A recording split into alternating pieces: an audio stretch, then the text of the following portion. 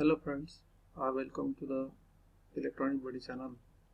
Uh, in this video lecture, I want to explain the open loop and closed loop configuration of Opamps. Basically, I will focus on the virtual ground.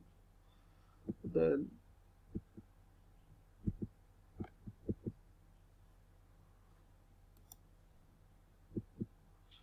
the presentation sequence of this lecture is: first I will do the introduction, then second I will give the what is open loop configuration. Third, I will explain what is the closed loop configuration and equivalent circuit of the Opamp.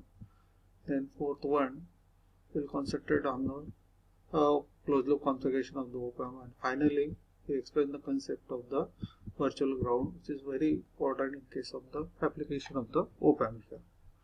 Now let us consider first. We will give the introduction about the Opamp. Say, what is Opamp here? It is basically a differential amplifier with a single-ended output amplifier. The Opamp was the first introduced in the analog computers to form the various operations like such as addition, subtraction, integration, differentiation, etc. That's why Opamp is called as that's why as it performs the various operations, that's why it's called as operational amplifier. One of the most reason for popularity of the Opamp is its versatility. You can do almost everything with the Opamps here. This is the specialty of the Opamp here.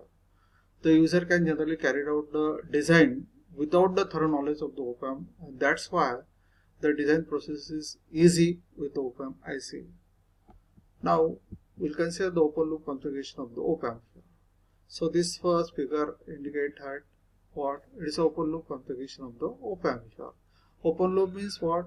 There is no connection between the output and the input here. That is, there is no feedback between the input and output here. This is we call the open loop configuration.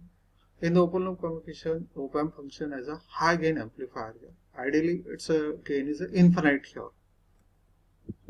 Then there are basically the three configuration of the open loop configuration of the Opamp here. The first configuration we call it differential amplifier. So this is basically a differential amplifier here. It has two inputs here. One is called the inverting input, another is called as a non-inverting input. We are applying the voltage V2 to the non-inverting input and V1 to the non-inverting input. And this will amplify the difference between these two inputs here and give the output here. This is the transfer characteristic of the Opamp here. So you will find that here the output of the Opamp in open loop configuration, particularly in differential amplifier, it goes either to the plus saturation or to the minus saturation here. So this is the linear region between the A and B here. Since the gain of the operational amplifier is very high here, so therefore very small when we apply very small input voltage, then it goes to the either positive saturation or negative saturation. That depends upon which input is better here, which input is higher here. If V1 is higher than V2, then it goes to positive saturation, or V2 is more than V1, it goes to the negative saturation. That depends upon whether this difference is positive or the difference is negative here. Then we consider the second configuration here.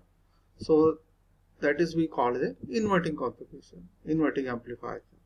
So in case of the inverting amplifier here, we are applying the input to the inverting input only, and the non-inverting input is ground here. In this case, again we can get the output voltage, that is nothing but what? Minus AD into the Vin here. Vin basically here V2 in this case here, because the V1 is 0 here. Now this we call as the inverting configuration. Why it is called inverting configuration? Because whatever the input you are applying at this input stage here, it will get inverted here. So that negative side indicate that it's an inverting amplifier. Then the third configuration here can consider that is called non-inverting configuration here. It is similar to the inverting, but only the difference is that here the input is applied to the non-inverting input here. That is a plus here. Again the output is actually it's a plus. V0 is equal to AD into the V in here. It's not minus here. Here this non-inverting means the input and output they are in a same phase here. There is no phase inversion here. So these are the basically three configurations associated with the open loop configuration of the Opamp here. Now this is the equivalent circuit of the operational amplifier. As Opamp has two inputs here. One is called inverting input This is indicated by the negative sign. That is a non-inverting input. This is indicated by the plus sign here.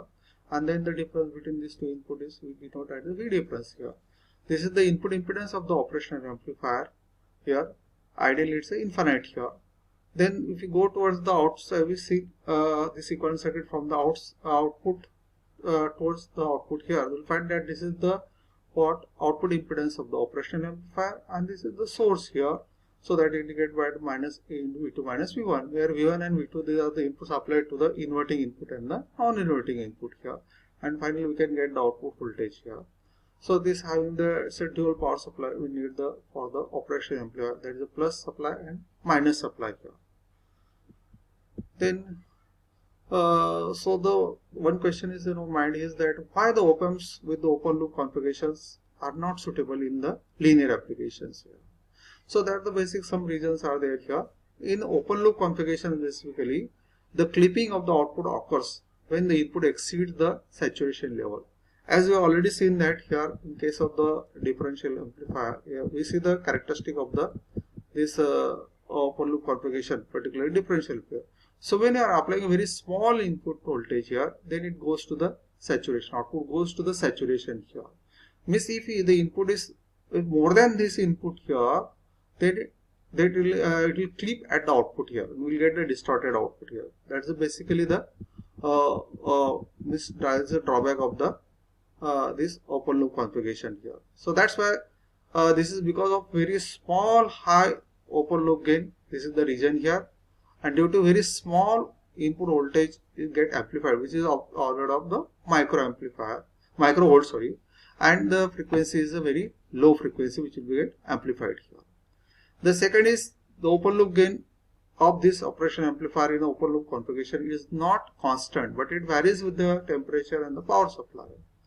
Again, one more reason is that the bandwidth of the open loop configuration is negligibly small, and that's why this op-amp in open loop configuration is not suitable for the AC amplifications here. Then open loop bandwidth of the, if you consider the particular this general purpose operational amplifier, that is 741, is about the 5 hertz only. But in almost all AC application, bandwidth requirement is much higher than this one here.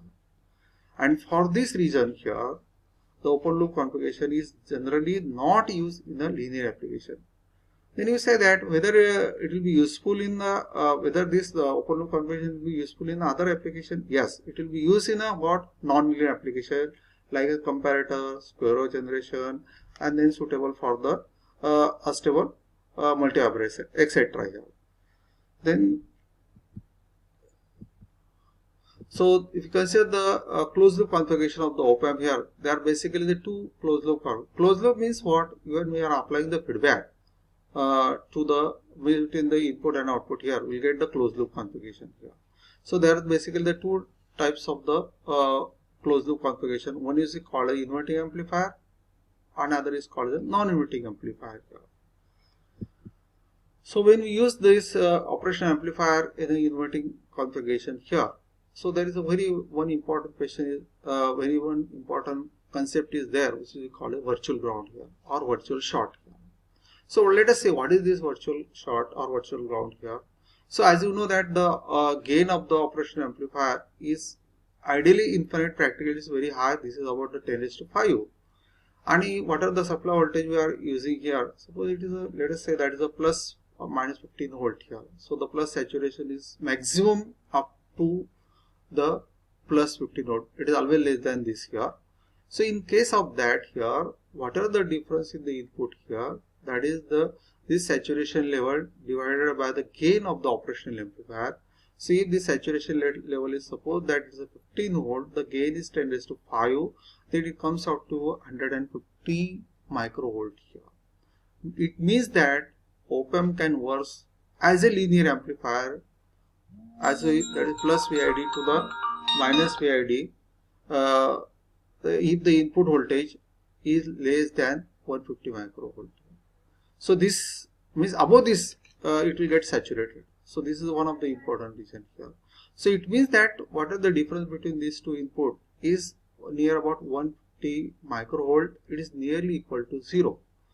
But if the input V1 which is applied to the non-inverting input is grounded, then what are the input voltage at the inverting is near about 0 here. I mean, if it is in a 150 microampere volt is there here. So therefore V2 can also be considered as a ground if the V1 is at the ground voltage. Physically V2 is not connected to the ground, but yet we will find that the voltage at the V2 is a ground voltage here. So that is we call as a virtual ground here. Means basically here this V2 is what here, V1 is grounded but V2 is not grounded here. So this is the region here, this point we call as a virtual ground point or virtual short here.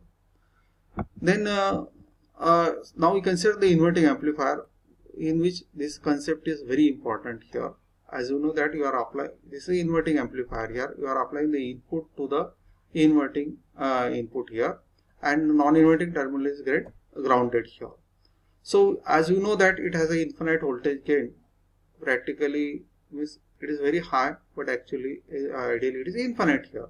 So then gain is, you know that V0 upon Vin is a gain here, that is infinite here. So since V0 is not 0 here, therefore Vin is equal to 0. To get the gain infinite here. As Vin is 0, what is Vin here? Vin is nothing but the difference between these two input, that is what, V1 minus V2. So since Vin is 0 means V2 minus V1 is 0.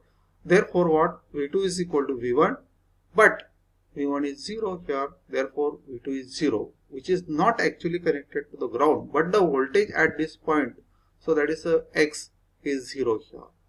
So we know that what this is a non-inverting input of the Opamp, that is because of feedback. We are applying the negative feedback here. So the V1 is connected to the real ground, but V2 is not connected to the actual ground here. But the voltage at this point is equal to 0 here. So it is we call as a virtual ground. There is another one more concept is that here the input impedance of the Opamp is infinite here.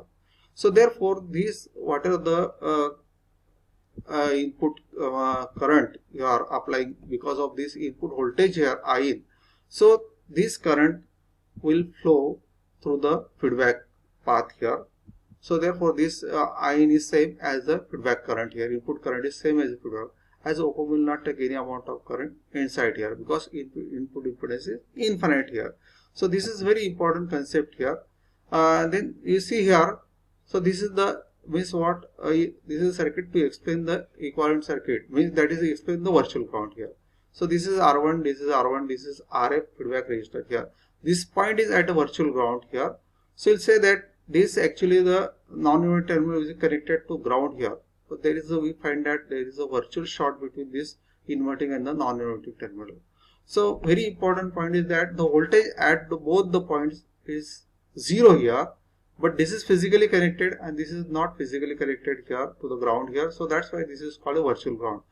Another difference between this is that here this virtual ground does not have, there is no current which flows through this virtual short here. This is a very important point is there here.